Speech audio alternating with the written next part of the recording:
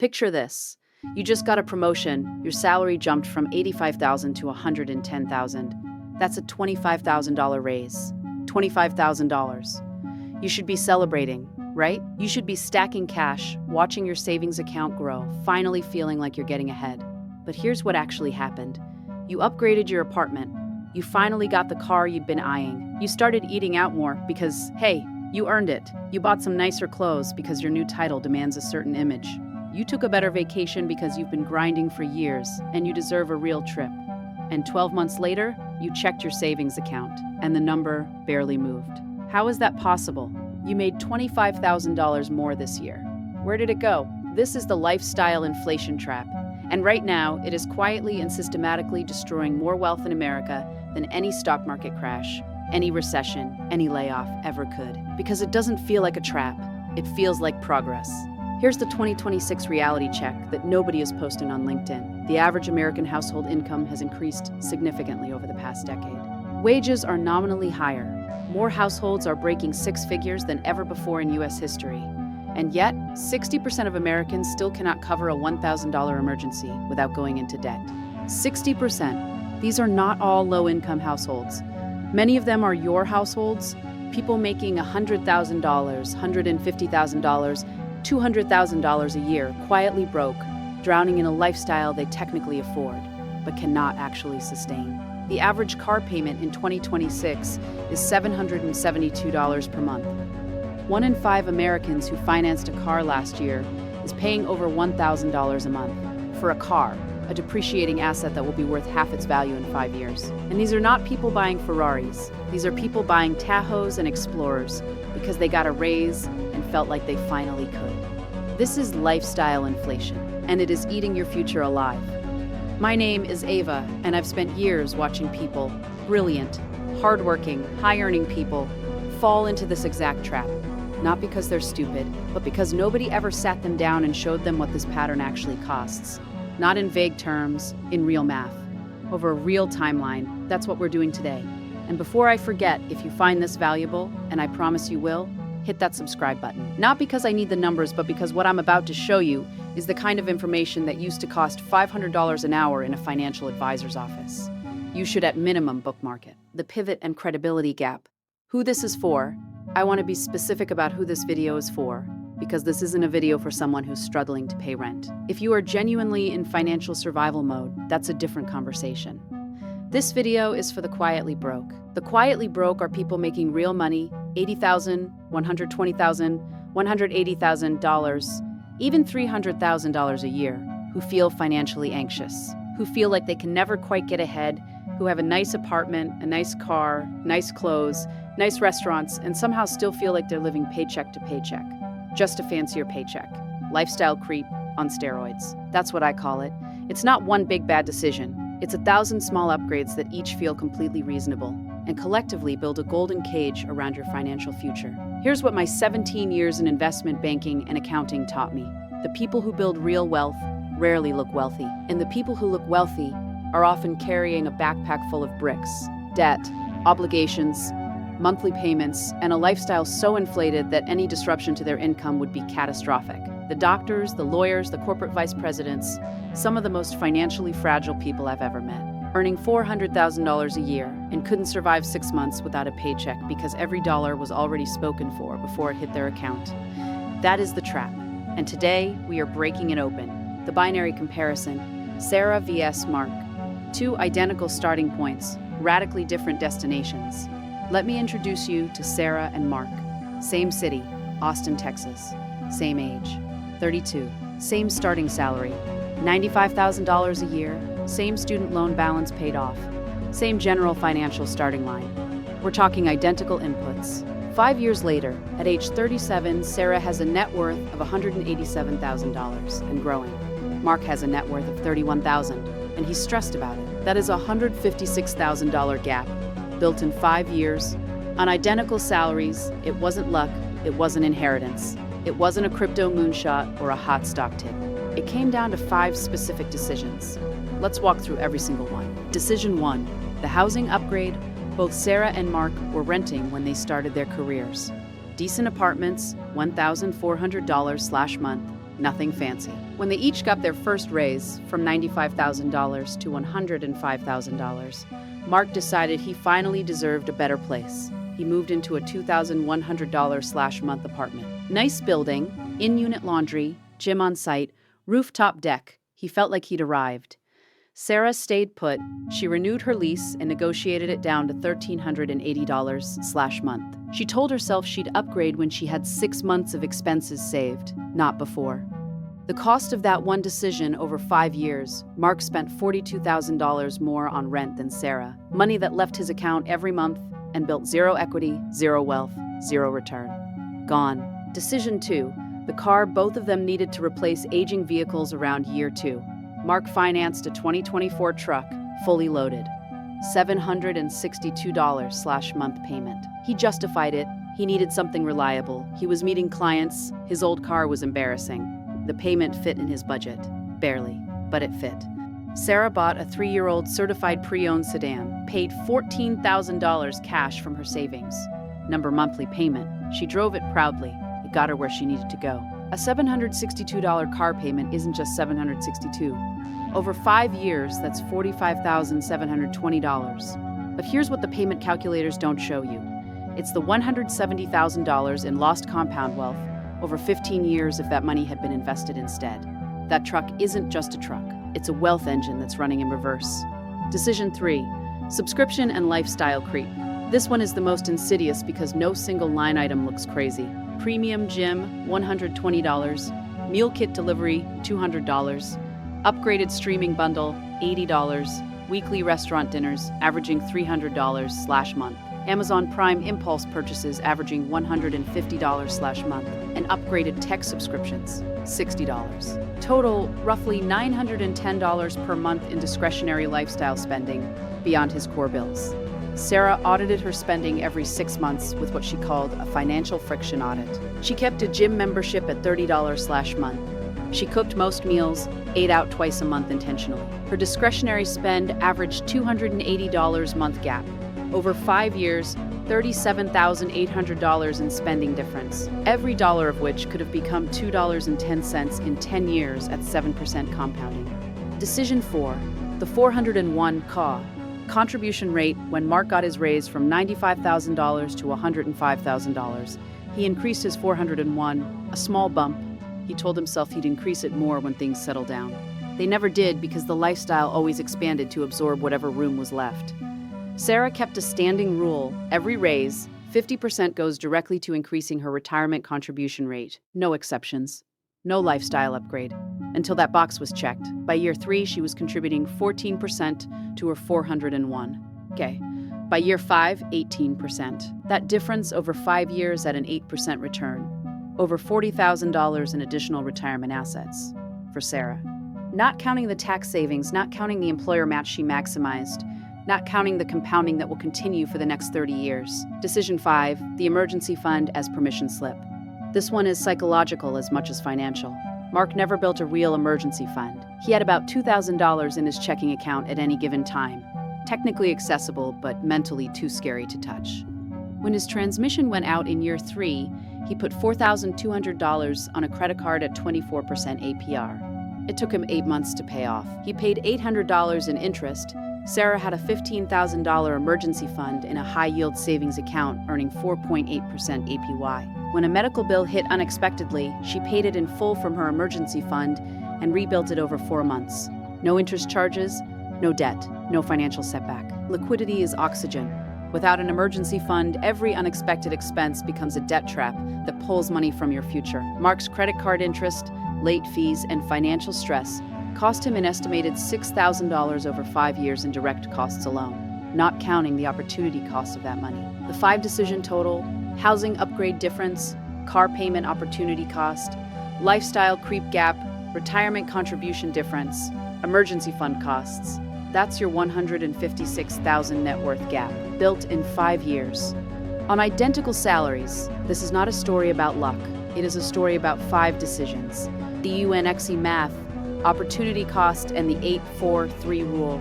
The math nobody wants to do, but everyone needs to see. Okay, I need you to put down your phone for 5 minutes and actually look at what I'm about to show you. Because this is the math that changes everything, and it is deeply, profoundly, deliberately boring. That's the point. The opportunity cost calculation. Let's take Mark's truck payment. $762 a month. Most people look at that and think, can I afford $762 a month? If yes, approved. If no, disapproved. That's the wrong question. The right question, what is $762 a month worth over 30 years if invested instead? At a 7% average annual return, conservative, inflation-adjusted S&P 500 historical average, $762/month invested for 30 years equals $918,000. Your contributions, $274,320. Investment growth, $643,680. It's $918,000. You are financing a nearly $1 million decision when you sign those loan papers. Not because the truck costs that much, but because of what that money could have become instead. This is opportunity cost, and it is the silent heist that nobody talks about. Let's make this even more concrete with some 2026 data. Average American car payment, $772/month. Over 15 years invested at 7%. $245,000 in lost wealth. Upgrading your apartment by $700/month. Over 20 years at 7%. $437,000 in lost wealth. $500/month in lifestyle creep. Over 30 years at 7%. $604,000 in lost wealth. Every lifestyle upgrade has a hidden price tag that doesn't show up on the sticker. The price is what it costs you in future wealth, and that number is always multiple times larger than the monthly payment. The 8-4-3 rule of compound interest. I want to teach you something called the 8-4-3 rule because I think it fundamentally changes how people understand wealth building. Most people understand compound interest in theory. They know that money grows over time. What they don't understand, what nobody actually visualizes, is that compound growth is deeply, radically backloaded. Here's what I mean. Say you invest $500 a month starting at age 25, earning 12% annually. First 8 years, age 25 to 33, your portfolio grows from zero to approximately $100,000. It took 8 years to get your first $100,000. 8 years of discipline, 8 years of delayed gratification, 8 years of watching your account grow painfully slowly. Next 4 years, age 33 to 37, your portfolio goes from $100,000 to $200,000. Same monthly contribution. Half the time, because your existing $100,000 is now doing heavy lifting. Next 3 years, age 37 to 40, your portfolio goes from $200,000 to $300,000. 3 years. The same $100,000 of growth that took 8 years at the beginning now takes 3 years. This is the 8-4-3 rule, the acceleration that makes wealth building feel impossible at the beginning and inevitable at the end. But here's the catch. You only access the back end of this curve if you survive the front end. If lifestyle inflation kills your contributions in years 1 through 8, you never reach the acceleration phase. You spend your entire financial life in the slow zone, working hard, staying disciplined, and wondering why you're not getting anywhere. The wealth engine only kicks in after you've been feeding it consistently. Lifestyle inflation is the thing that keeps the engine from ever turning over. The 2026 inflation reality, the inflation rate has been running between 4% and 6% depending on the measurement and what you're buying. A high-yield savings account earning 4.8% APY is barely keeping you even. At best, you're treading water. This is why the emergency fund in a high-yield savings account is step 1, not the destination. Once you have 3 to 6 months of expenses secured in high-yield savings, the rest needs to be in assets that actually outpace inflation over time. Keeping $50,000 in a savings account at 4% while inflation runs at 5% is financial suicide in slow motion. You feel responsible. You feel safe. And your purchasing power decreases every single year. Your balance goes up, your wealth goes down. These are not the same thing. The step-by-step algorithm, because information without action is just expensive entertainment. Here is the exact 4-step framework I would give any of my clients who came to me saying they were high-earning and wealth-starved. Step 1, freeze the lifestyle, the 48-hour rule. For 48 hours after you find out about your raise, you are not allowed to make a single lifestyle decision based on that income increase. No apartment research, no car browsing, no mental permission to spend more. Nothing. Why 48 hours? Because the psychological pull to upgrade your life when your income increases is immediate, powerful, and almost entirely unconscious. The brain experiences income as permission. You have to interrupt that pattern before it becomes behavior. After 48 hours, write down 3 questions. What is 50% of my after-tax raise? Where is that money going into a wealth-building account before it touches my checking account? What is the actual cost of the lifestyle upgrade I'm considering? Not the monthly payment, but the 20-year opportunity cost. If after that exercise you still want to upgrade something, you can make that choice consciously. Most people don't. The math kills the impulse. Step 2, build the liquidity layer. Emergency fund first. Liquidity is oxygen. Without it, every financial setback becomes a debt event. And debt events are the #1 way lifestyle inflation converts from a wealth-slowing problem into an active wealth destruction problem. Target 3 months of expenses minimum, 6 months if your income is variable or you have dependents. Wear a high-yield savings account with a different bank than your checking account. I want friction between you and this money. Not impossible to access, accessible in 24 to 48 hours in a real emergency, but not one click away accessible on a Tuesday when you see something you want. The friction is the point. The inconvenience is the feature, not the bug. Separating your emergency fund from your spending account with a small amount of friction has been shown to reduce unnecessary withdrawals by over 60%. Use that psychology in your favor. Step 3, automate the wealth engine. Pay yourself first, aggressively. Here's the single most powerful thing you can do for your financial future. Make the wealth-building decision once, automatically, and then live on what's left. The sequencing matters. First dollar, max your employer $401K match. This is a guaranteed 50% to 100% return on your money. Nothing in investing comes close to this.